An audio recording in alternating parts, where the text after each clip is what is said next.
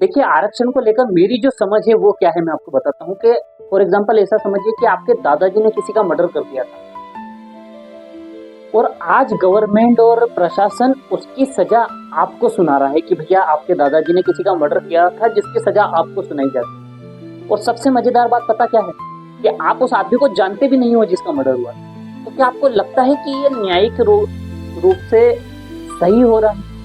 Same वही चीज मेरी आरक्षण को लेकर है। भाई हमारे पुराने पूर्वज जो भी रहे होंगे उस समय हो सकता है उन्होंने जो भी करा हो या किसी के साथ भेदभाव करा हो या जातिवाद को लेकर कुछ हुआ हो या किसी अत्याचार हुआ हो, उसके लिए हम मना नहीं कर सकते, ठीक है वो हुआ होगा उस समय।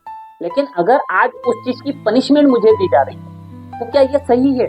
और वो भी उस केस में कि मैंने तो कभी किसी दलित को प्रताड़ित भी नहीं किया, न कभी किसी से भेदभाव किया है, न कभी किसी को नीचा दिखाया, न कभी किसी पर कोई अत्याचार किया है। तो फिर उन सारी चीजों की पनिशमेंट आज मुझे क्यों मिल रही है?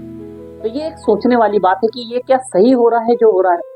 दूसरी सबसे बड़ी बात कि ज्यादातर नेता चीख चीख कर ये कहते हैं कि वो संविधान के हिसाब से देश चला रहे। तो संविधान में तो स्पष्ट है कि भैया समानता का अधिकार, और जब समानता का अधिकार है तो फिर आरक्षण क्यों है, भेदभाव क्यों है, जाति के आधार पर रूल्स और नियम कानून क्यों बनाए जा रहे हैं? तो दोस्त ये सब दोगला चीजें है। या तो आप फिर ये फालतू की बातें करना बंद करिए कि देश संविधान के हिसाब से चल रहा है, और अगर ये सारे नियम कानून के आरक्षण है, जातिवाद है, जाति के हिसाब से, अगले पिछड़े के हिसाब से या अल्पसंख्यक संख्यक के हिसाब से नियम कानून बन रहे हैं, तो फिर संविधान को आग लगा देना चाहिए, उसका कोई मतलब नहीं बनता।